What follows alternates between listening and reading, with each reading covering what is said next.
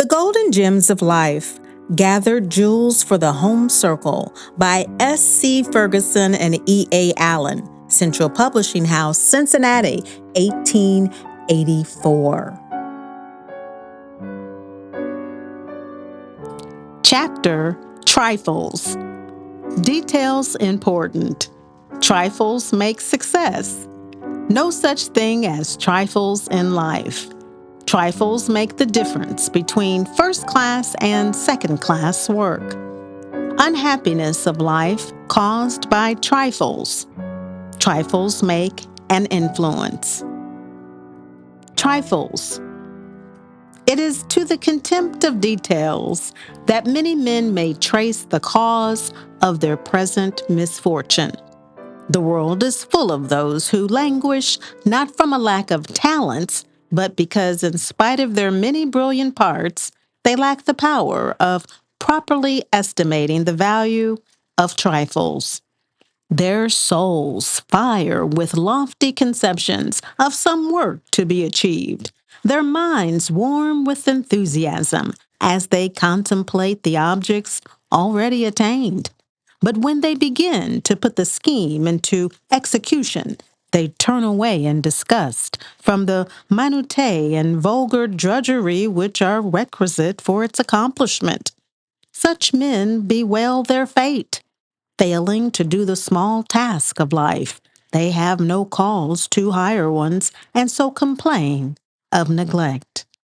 As the universe itself is composed of minute atoms, so it is little details, mere trifles, which go to make success in any calling. Attention to details is an element of effectiveness which no reach of plan, no loftiness of design, no enthusiasm of purpose can dispense with. It is this which makes the difference between the practical man who pushes his thoughts to a useful result and the mere dreamer. If we would do much good in the world, we must be willing to do good in little things, in little acts of benevolence one after another, speaking a timely and good word here, doing an act of kindness there, and setting a good example always. We must do the first good thing we can, and then the next. This is the only way to accomplish much in one's lifetime. He who waits to do a great deal of good at once will never do anything. The disposition of mankind is to despise the little incidents of everyday life.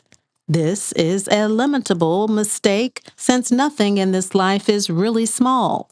In the complicated and marvelous machinery of circumstances, it is absolutely impossible to decide what would have happened as to some event if the smallest deviation had taken place in the march of those that preceded them.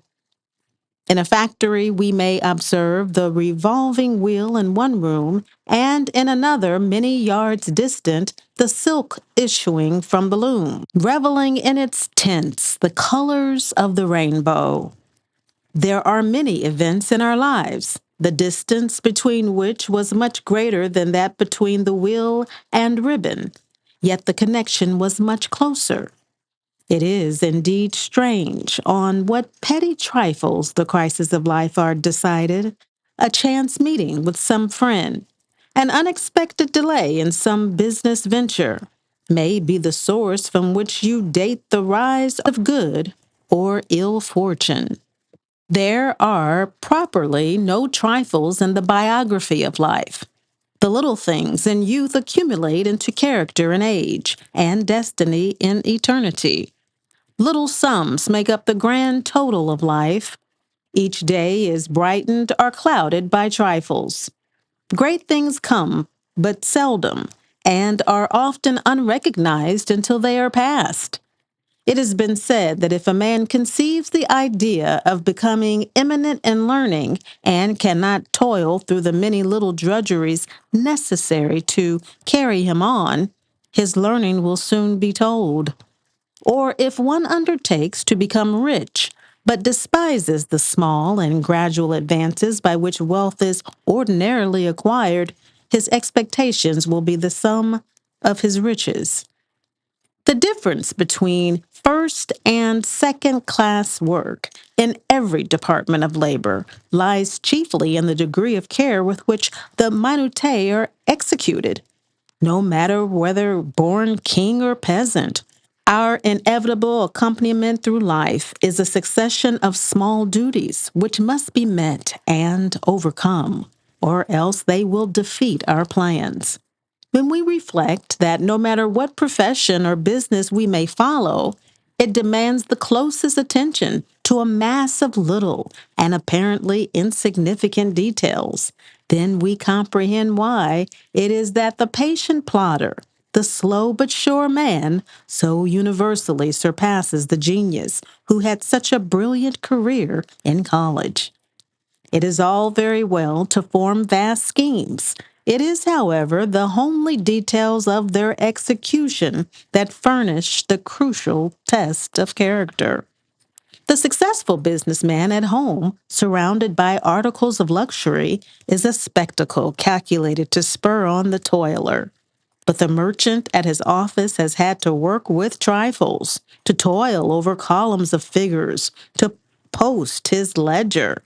And while you were carelessly spending $1, he has ransacked his books to discover what has become of a stray shilling. In short, success in any pursuit cannot be obtained unless the trifling details of the business are attended to. No one need hope to rise above his present situation who suffers small things to pass unimproved, or who, metaphorically speaking, neglects to pick up a cent because it is not a shilling. All successful men have been remarkable, not only for general scope and vigor, but for their attention to minute details. Like the steam hammer, they can forge ponderous bolts or fashion a pen. It is singular that in view of these facts, men will neglect details. Many even consider them beneath their notice. And when they hear of the success of a businessman who is perhaps more solid than brilliant, sneeringly remark that he is great in little things. But with character, fortune, and the concerns of life, it is the littles combined that form the great whole. If we look well to the disposition of these, the sum total will be cared for. It is the pennies neglected that squander the dollars. It is the minutes wasted that wound the hours and mar the day. Much of the unhappiness of life is caused by trifles. It is not the great boulders, but the small pebbles on the road that bring the traveling horse on its knees.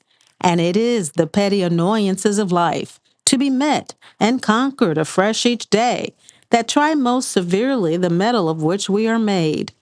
Small miseries, like small debts, hit us in so many places and meet us at so many turns and corners that what they lack in weight, they make up in number, and render it less hazardous to stand the fire of one cannonball than a volley composed of such a shower of bullets.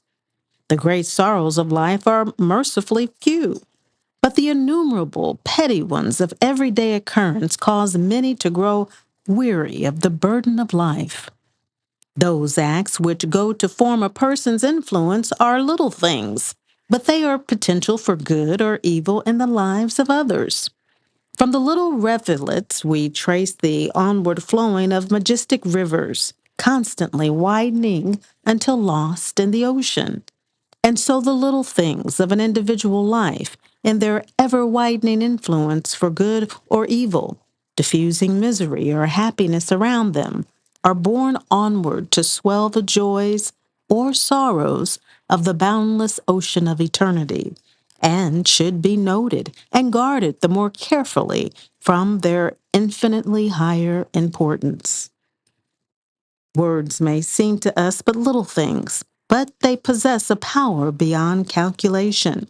They swiftly fly from us to others, and though we scarcely give them a passing thought, their spirit lives.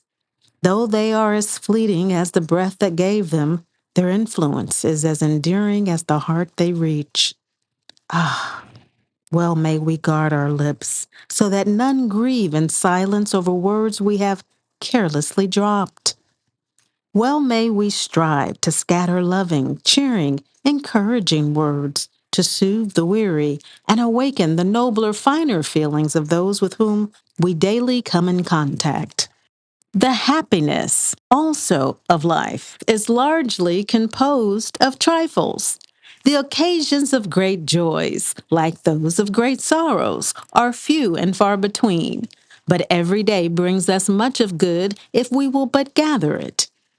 One principal reason, says Jeremy Bentham, why our existence has so much less of happiness crowded into it than is accessible to us is that we neglect to gather up those minute particles of pleasure which every moment offers for our acceptance. And striving after a sum total, we forget the ciphers of which it is composed, struggling against inevitable results which he cannot control. Too often, man is heedless of those accessible pleasures, whose amount is by no means inconsiderable when collected together. Stretching out his hands to catch the stars, man forgets the flowers at his feet. So beautiful, so fragrant, so multitudinous, so various.